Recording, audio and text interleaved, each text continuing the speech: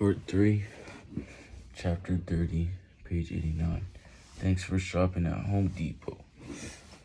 One busy morning, a few weeks into Judy's new job, a cashier at the Home Depot, a young man came through her line. Obviously in a hurry, he quickly plunked down a few items and 100 bill, but the total came only $2.89. Do you have anything smaller? Judy asked. No, I'm sorry, I don't, he said. At the moment, Judy had a choice to make. Since she had begun her shift, she had only $40 cash in her drawer. Standard procedure say for her to break the 100, she'd need to put it in a pneumatic tube.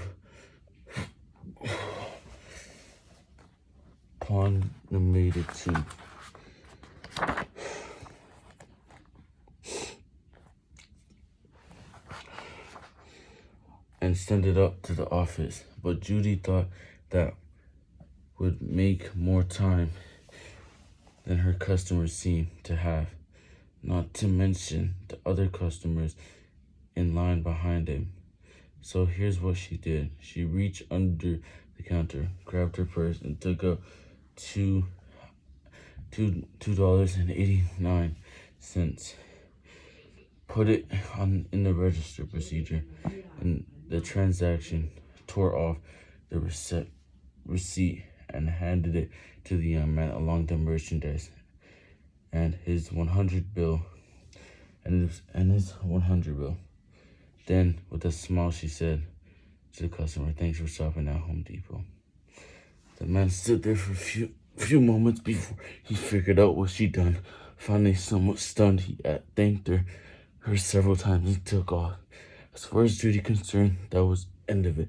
2 days later, her supervisor, looking both curious and assumed, approached her holding an envelope. "Judy, I need to get this straight," he said. "Did you actually buy a merchandise for one of our customers recently?" She said. She had to think. "Oh, yes, I guess I did, yeah." "Well, he sent you a tip," he said. "And as a Home Depot employee, I'm sure that you know that you can't accept tips." "I don't want a tip," she said. Then abruptly added, "How much?" "He wrote you a check for $50. "Wow, how about if I endure it, I put it in the pizza fund so we can all share it?" she asked. "Okay," he said, "we can do that." So the money went to the pizza fund, and no one thought of any more of it. The next day, though, the young man showed up in her line again. This time, he was with his father, Bob Johnson, Sarah Owen. Johnson Construction. Question: did a constructor need answer stuff? And the better answer from Judy's perspective: stuff from the Home Depot. The elders, Mr. Johnson, said to Judy, I want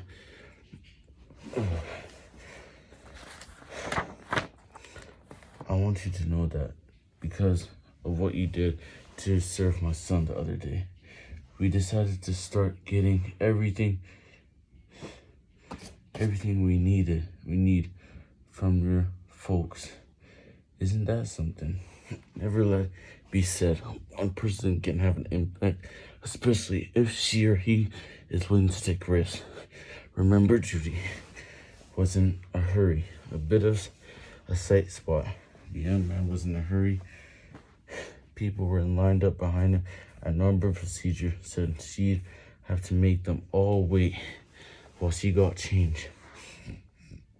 But she didn't get stressed out of asking an IQ like, why is this happening to me? Nor did she just say, sorry, it's our policy, and make them wait. She kept her cool and decided to take action and serve her customer. This QBQ service, and it's worth the risk. But the story's not quite over yet. Right after the elder Mr. Johnson spoke, the younger leaned over the counter and whispered, "Judy, I've got to know.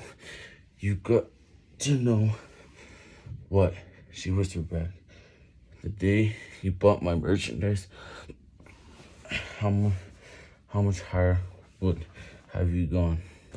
I'm not suggesting we start paying for our customers' merchandise, but what I'm suggesting is we'll get higher in life when we act like Judy and practice personal accountability.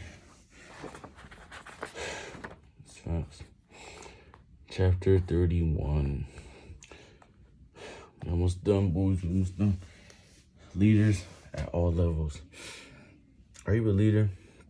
Many people wrestle with the question, pondering, am I a leader?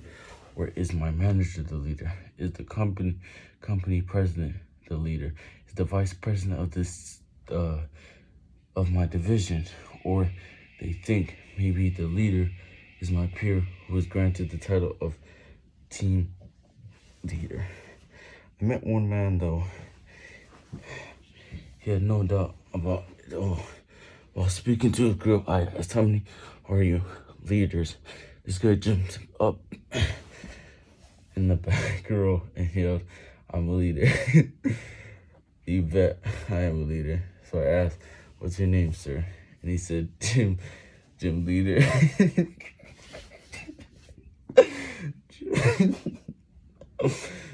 True story, Jim Leader, and I checked his driver license to be sure. James D. Leader, 33 years old.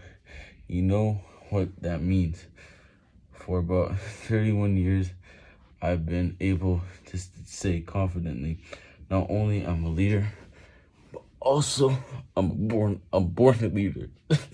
For most of us, though, it's not that simple. Too often, we think leadership is about a title, position, the number of people or dollars we manage, or tenure. I find the tenure thing especially funny when I hear someone say boastfully, I've been here a dozen years. I can just imagine someone else in that organization saying, yeah, and that might be your problem. Don't get me wrong. Loyalty is an admirable quality, but the number of years one has been around does not automatically equate to being a leader anymore than merely having the title of manager or vice president does. And certainly the things we acquire, fine cars, nice homes, are not measures of leadership ability. Leadership, more than anything else, is about we think it's moment to moment.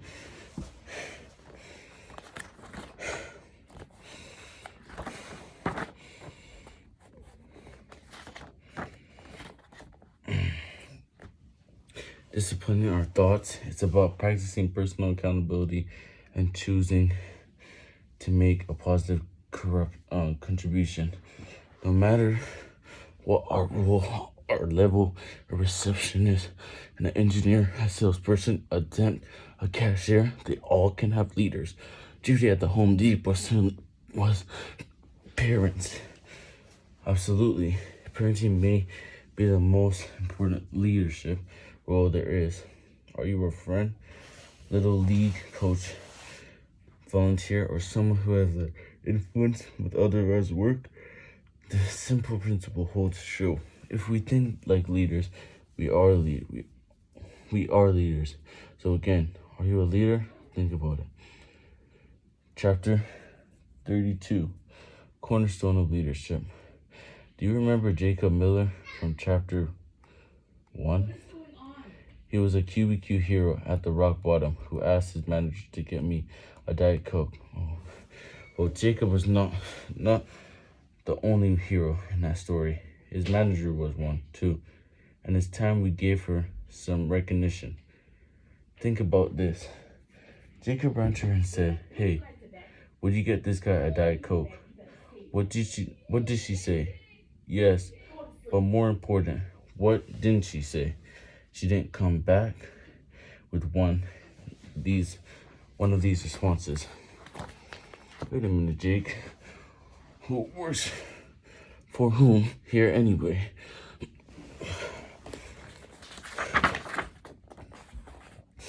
I don't know what you have done for me lately.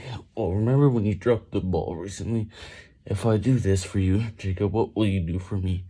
Well, you're not going to go that far out of your way for a customer. Or how about this one? Let me check your performance review and see if you're hitting numbers. If you are, I may just help you. She could have made statements like these, but she didn't. Instead, in the moment, she decided it was within your service policy to get me the drink and serve Jacob as she would any customer, internal or external. She didn't say you succeeded, and then I'll serve you, but rather I will serve you so you can succeed. No, I'm the boss, so you're here for me. But as a leader, I'm here to help you reach your goals. Servant leadership is QBQ way, and it requires humble spirit combined with servant hearts. Humility is the cornerstone of leadership. Chapter 33. 33, accountability and boundaries, page 100. And that's it for today. Rest easy, Sahara.